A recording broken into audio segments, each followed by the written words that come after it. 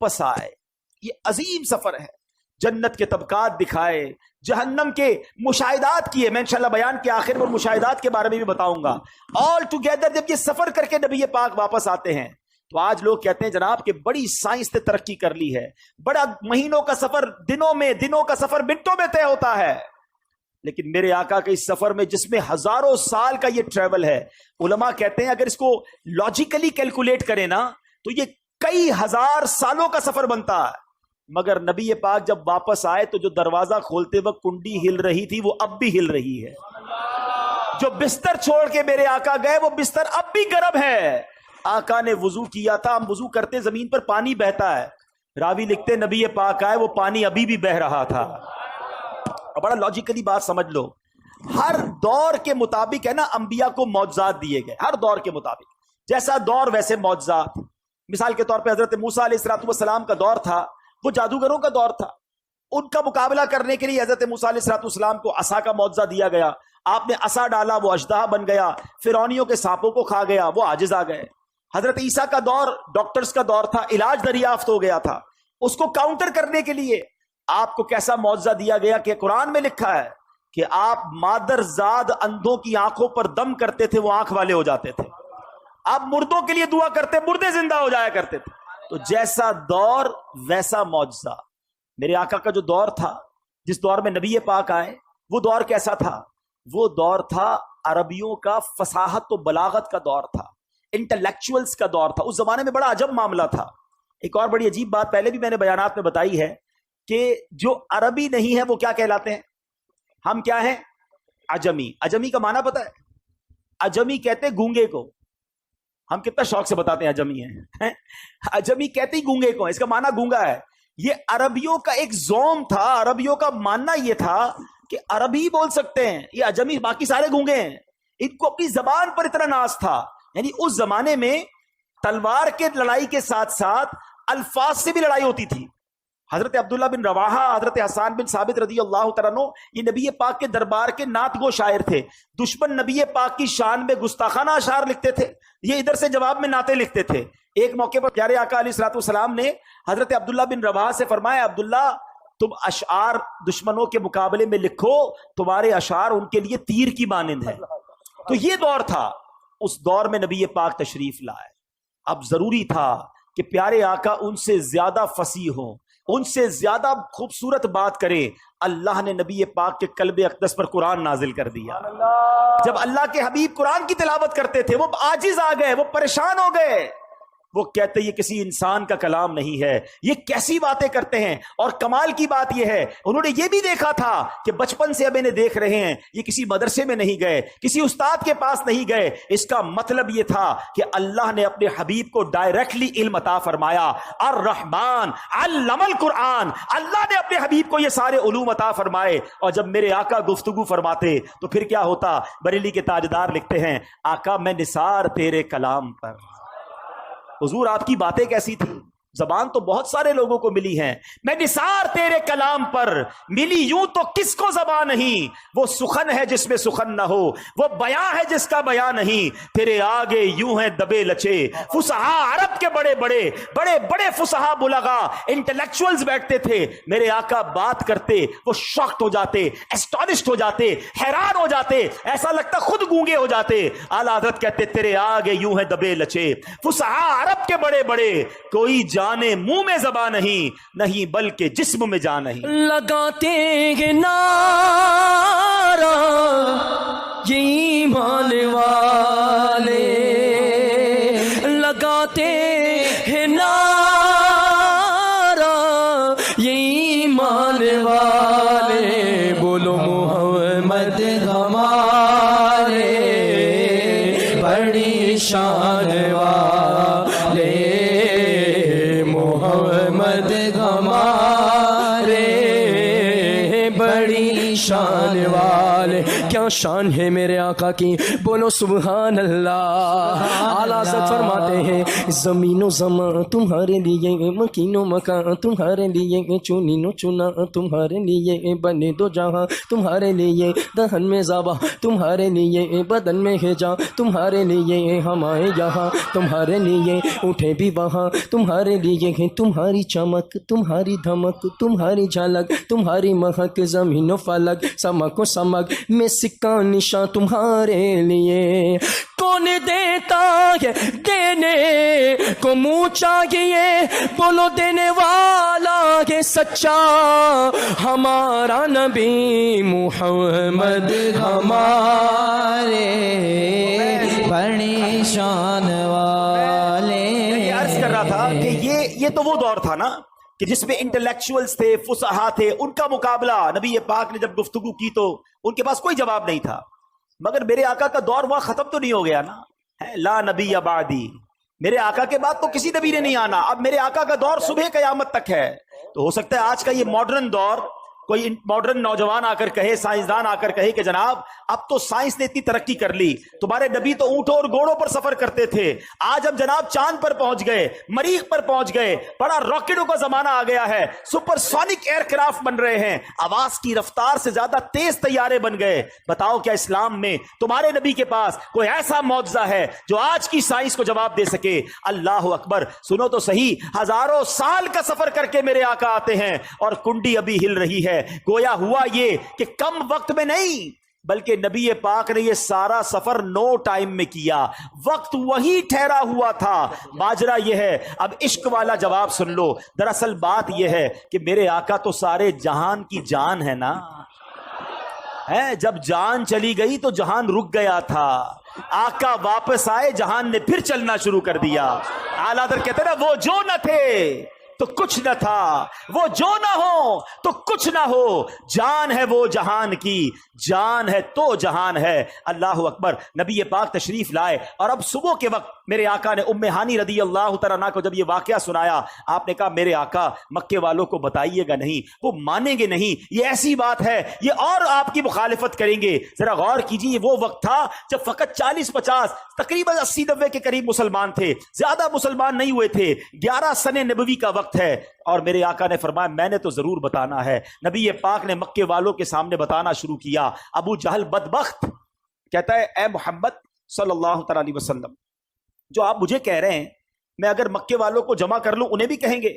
بالکل، مکے والے جمع کر لیے گئے۔ کب بتائیے آپ کیا کہہ رہے تھے؟ پیارے آقا علیہ الصلوۃ والسلام نے فرمایا کہ میں رات کے تھوڑے حصے میں بیت المقدس سے ہو کر آیا ہوں، میں آسمانوں کی سیر کر کے آیا ہوں۔ اللہ اکبر، مکے میں شور بچ گیا۔ ابو جہل نے نبی پاک کی گستاخی کرنا شروع کی، کہا دیکھو یہ کیسی بات کرتے ہیں۔ کفر والے تو تھے ہی تھے، کچھ ایمان والے بھی تذبذب ہو گئے، جو کمزور ایمان والے تھے ان پر بھی امتحان کی گھڑی آ گئی۔ یاد رکھیے گا، واقعہ معراج جہاں نبی پاک کی شان اور قدر و منزلت کو بیان کرتا ہے، وہاں یہ ایمان والوں کا امتحان بھی ہے، یہ ٹیسٹ بھی ہے کہ تمہیں اپنے نبی پر کتنا اعتماد ہے۔ اللہ اکبر، جب یہ شور شرابہ ہوا تو مکے والوں نے کہا کہ آج موقع اچھا ہے ابو بکر صدیق کو پیارے آقا سے دور کرنے کا۔ یاد رہے سیدنا صدیق اکبر اس زمانے میں بھی بڑے معزز تھے، بڑے بیپاری تھے، ان کا مسلمان ہونا کافروں کو بڑا کھٹکتا تھا۔ انہوں نے کہا کسی طرح ان کو دور کر دو، اسلام کمزور ہو جائے گا۔ فوراً پہنچے صدیق اکبر کے گھر پر، دروازہ کھٹکھٹایا، دروازہ کھلا، کہا ابو بکر تم جانتے ہو تمہارے نبی کیا کہتے ہیں، جن کا تم بڑا نام لیتے ہو، بڑا عجیب دعویٰ کرتے ہیں۔ کہا بتاؤ کیا کہتے ہیں؟ کہا وہ کہتے ہیں کہ رات کے تھوڑے حصے میں میں بیت المقدس سے ہو کر آیا ہوں۔ اچھا یہ اعتراض کیوں تھا؟ پہلے تھوڑا ٹیکنیکلی سمجھ لو۔ بیت المقدس جو ہے وہ 1 مہینے کا راستہ تھا، اونٹ پہ جائیں گھوڑے پہ جائیں تو مکے سے بیت المقدس 1 مہینے کا راستہ، واپس آئیں پھر 1 مہینے کا راستہ، 2 مہینے کا سفر۔ نبی پاک کا کلیم یہ تھا کہ میں رات عشاء بھی یہیں پڑھی ہے، فجر بھی یہیں پڑھی ہے اور تھوڑی دیر میں ہو کر آ گیا ہوں۔ ان کو سمجھ نہیں آ رہی تھی، لاجک یہ کہتی تھی کہ ہو نہیں سکتا ہے، مگر ہر چیز لاجک سے جواب نہیں دیا جاتا۔ صدیق اکبر نے یہ ہمیں سکھا دیا ہے۔ وہ دروازے پر گئے، کہا ابو بکر تم جانتے ہو تمہارے نبی کیا کہتے ہیں؟ کہا کیا کہتے ہیں؟ کہتے رات کے تھوڑے حصے میں بیت المقدس سے ہو کر آ گیا ہوں۔ کہا واقعی میرے آقا کہتے ہیں؟ ہو سکتا ہے سوال کرنے والے نے سوچا ہو کہ اب تذبذب آ رہا ہے، ہیزیٹیشن آ رہی، کہا ہاں تمہارے نبی یہی کہتے ہیں۔ اگر میرے آقا فرماتے ہیں تو حق فرماتے ہیں, سچ فرماتے ہیں. کہ اے ابو بکر تم تو بڑے ہوشیار, بڑے عقل مند, تم کیسے یقین سے کہہ سکتے ہو یہ سچ ہے؟ کیا کمال کا جواب دیا. فرماتے میں تو اس سے بڑی خبروں کی تصدیق کرتا ہوں. جب نبی پاک مجھے آسمان کی خبر دیتے ہیں کہ جبریل آتے ہیں, قرآن لاتے ہیں, وحی نازل ہوتی ہے, نہ جبریل کو دیکھا نہ قرآن نازل ہوتے دیکھا, میں نبی پاک کی جب ان باتوں کو مانتا ہوں تو میں اس کو بھی مانتا ہوں. اب ذرا جو میں بات سمجھانا چاہ رہا ہوں عقیدے کی, ٹھیک ہے, ہر 27 رجب کو یہ معاملہ ہوتا ہے. ہاں, اس دن سے لے کر آج تک ہو رہا ہے کہ اس دن کچھ لوگ کہتے ہیں یہ کیسے ممکن ہے, یہ اتنی دیر میں اتنا بڑا سفر کیسے ہو گیا. اور کچھ دیوانے ہیں جو کہتے ہیں شاہ دولہ بنا آج کی رات ہے. یہ نصیب والوں کا حصہ ہے. صدیق اکبر کی راہ پر چلنے والے, ان کے نقش قدم پر چلنے والے مرحبا یا رسول اللہ کے نعرے لگا رہے ہیں, ساری دنیا میں معراج کی خوشیاں منا رہے ہیں. اور جو ابو جہل کو دیکھ رہے ہیں کہ ابو جہل نے وہاں بھی آرگیومنٹ کیا تھا, وہ آج بھی یہ سوال کر رہے ہیں کہ نہیں جناب یہ معراج جو ہے یہ روحانی تھی, یہ خواب میں تھی, یہ فزیکلی نہیں تھی. ارے بڑا آسان, بچے بھی سمجھ جائیں گے. اس دن سے لے کر آج تک ہو رہا ہے کہ اس دن کچھ لوگ کہتے ہیں یہ کیسے ممکن ہے, یہ اتنی دیر میں اتنا بڑا سفر کیسے ہو گیا. اور کچھ دیوانے ہیں جو کہتے ہیں شاہ دولہ بنا آج کی رات ہے. یہ نصیب والوں کا حصہ ہے. صدیق اکبر کی راہ پر چلنے والے, ان کے نقش قدم پر چلنے والے مرحبا یا رسول اللہ کے نعرے لگا رہے ہیں, ساری دنیا میں معراج کی خوشیاں منا رہے ہیں. اور جو ابو جہل کو دیکھ رہے ہیں کہ ابو جہل نے وہاں بھی آرگیومنٹ کیا تھا, وہ آج بھی یہ سوال کر رہے ہیں کہ نہیں جناب یہ معراج جو ہے یہ روحانی تھی, یہ خواب میں تھی, یہ فزیکلی نہیں تھی. ارے بڑا آسان, بچے بھی سمجھ جائیں گے. آج اگر میں جس بات کو سمجھانے جا رہا ہوں, میں آپ سے سوال کرتا ہوں, اگر نبی پاک نے 27 رجب کی صبح یہ دعویٰ کیا تھا, یہ کلیم کیا تھا کہ میں خواب میں بیت المقدس گیا ہوں, تو کسی کو کوئی اعتراض بنتا ہے؟ آپ کا بچہ صبح اٹھ کر کے ابو رات مدینے گیا تھا خواب میں, ابو پھر اس کے بعد لاہور بھی گیا, امریکہ بھی گیا, صبح اٹھا تو بستر پر ہی تھا, تو آپ کہیں گے بیٹا کوئی بات نہیں, میں بھی رات گھومتا ہی رہتا ہوں خواب میں, کوئی ٹینشن کی بات نہیں نا, خواب میں سارے ہی جا رہے ہوتے ہیں.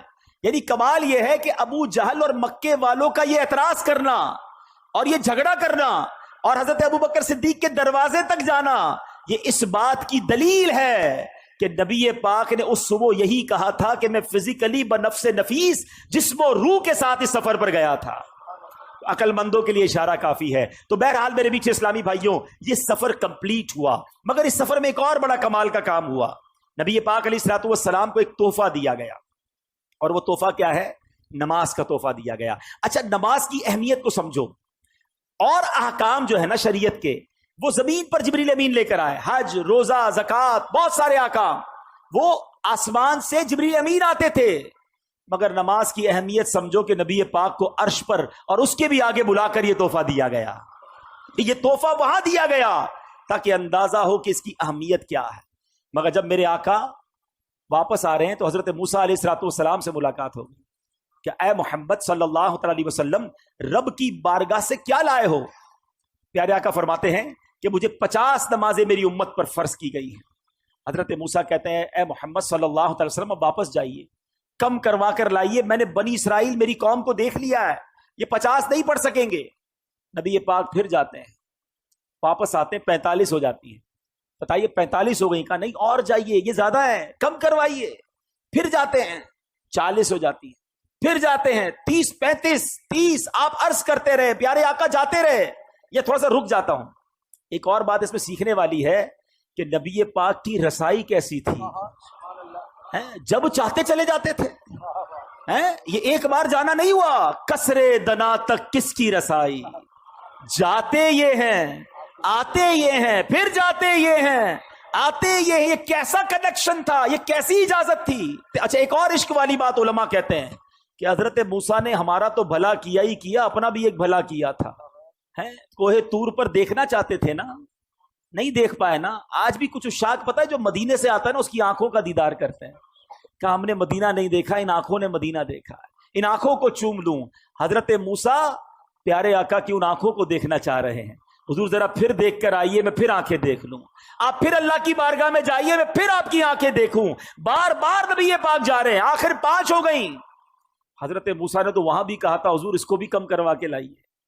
نبی پاک فرماتے ہیں مجھے حیا آتی ہے اللہ کی بارگاہ سے, مگر وہاں سے ارشاد کیا ہوا؟ حدیث پاک ہے کہ جب 50 سے 5 کر دی گئیں تو آواز دی گئی، اے محبوب ہماری بات نہیں بدلتی، آپ علیہ الصلوۃ والسلام کے لیے ان 5 کے بدلے میں 50 کا ثواب ہے۔ اے مسلمانوں، یہ تحفہ معراج کی رات ملا ہے، تو آج سب نیت کر لیں کہ آج کے بعد ہماری کوئی نماز قضا نہیں ہوگی انشاءاللہ۔ کچھ بھی ہو جائے۔ یہ بہانے نہ کیا کرو نماز کے ساتھ، طبیعت ٹھیک نہیں ہے، سر میں درد ہے، اگلے جمعے سے پڑھ لوں گا، رمضان آنے دو پھر پڑھ لوں گا۔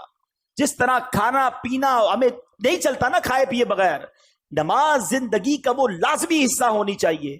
کھڑے ہو کے نہیں پڑھ سکتے، بیٹھ کے پڑھے، بیٹھ کے نہیں پڑھ سکتے، لیٹ کے پڑھے، بیمار ہیں لیٹ کے نہیں پڑھ سکتے، اشارے سے پڑھے، مگر نماز معاف نہیں ہے۔ تو آج یہ نیت کرنی ہے انشاءاللہ۔ یہ معراج کی رات ہمیں یاد دلاتی ہے۔ اچھا مزے کی بات ہے، نبی پاک کی معراج تو رب کی بارگاہ میں حاضری ہے، اور نماز کو مومن کی معراج کہا گیا۔ اور پتہ یہ کدھر لے جائے گی نماز؟ جب نبی پاک نے رب کا دیدار کیا تو دل کے کسی کونے میں، قابل تو نہیں مگر تمنا تو جاگتی ہے نا کہ کاش ہم بھی اپنے رب کو دیکھیں ہیں۔ جس خالق نے بنایا، جس خالق کی کائنات ایسی ہے، میرا وہ خالق کیسا ہوگا ہیں؟ تو اب سنو، احادیث میں یہ مضمون ملتا ہے کہ جو نمازی ہوگا اس کو بروز قیامت اللہ کا دیدار کروایا جائے گا۔ تو اللہ کا دیدار کرنا ہے نا تو پھر نماز پڑھنی ہے انشاءاللہ۔ اب نماز قضا نہیں ہوگی انشاءاللہ۔ ایک اور عقیدے کی بات، عشق کی بات ہے۔ لوگ کہتے ہیں دنیا سے پردہ فرمانے کے بعد کوئی مدد نہیں کر سکتا، نمازیں وہ 5 پڑھتے ہیں۔ ہاں بھائی، 50 نہیں پڑھتے۔ یہ مدد کس نے کی تھی؟ یہ مشورہ کس نے دیا تھا؟ حضرت موسیٰ علیہ الصلوۃ والسلام نے۔ وہ تو پردہ فرما چکے تھے۔ تو اگر مدد مانگنا غیر اللہ سے اور وہ بھی دنیا سے چلا گیا غلط ہے، تو پھر ان لوگوں کو تو 50 پڑھنی چاہیے ہیں۔ ہم تو مانتے ہیں بھائی کہ اللہ والے دنیا سے جانے کے بعد بھی مدد فرماتے ہیں۔ تو اب یہ سمجھنے والی بات ہے کہ یہ احادیث میں ہے، اللہ کے حبیب فرما رہے ہیں کہ مجھے حضرت موسیٰ نے کہا کہ جائیے واپس عرض کیجئے۔ تو اس کا مطلب یہ ہوا کہ اللہ کے نیک بندے اور انبیاء تو سبحان اللہ، انبیاء، صحابہ، اولیاء اللہ کے کرم سے یہ دنیا سے پردہ فرمانے کے بعد بھی مدد کرتے ہیں۔ یہ یقیناً ہمارا عقیدہ ہے کہ جتنے یہ جو بزرگان دین ہیں، یہ مرنے کے بعد جو بھی ہیلپ کرتے ہیں یہ اللہ کی عطا سے کرتے ہیں۔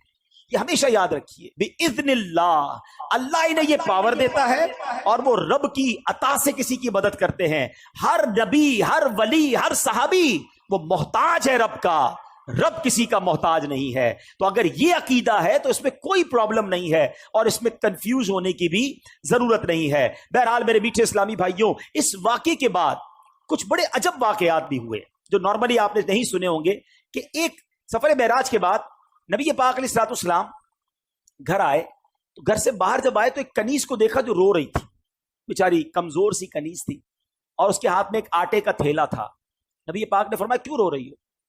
کہتی حضور میں فلاں غیر مسلم کی کنیز ہوں، میرے مالک نے مجھے چکی میں آٹا پسوانے کے لیے بھیجا، میں بیمار ہوں، چل بھی نہیں پاتی ہوں، اب مجھے دیر ہو گئی ہے، مجھے ڈر ہے کہ اب میں یہ آٹا لے کر لیٹ پہنچوں گی نا تو مجھے بہت ڈانٹے گا، مجھے سزا دے گا۔ بیچاری چل بھی نہیں پا رہی تھی۔ اللہ کے حبیب، رب کے حبیب ابھی معراج سے آئے ہیں، اتنا بڑا شرف پا کر آئے ہیں، مگر نبی پاک نے فرمایا اچھا چلو میں تمہارے ساتھ چلتا ہوں،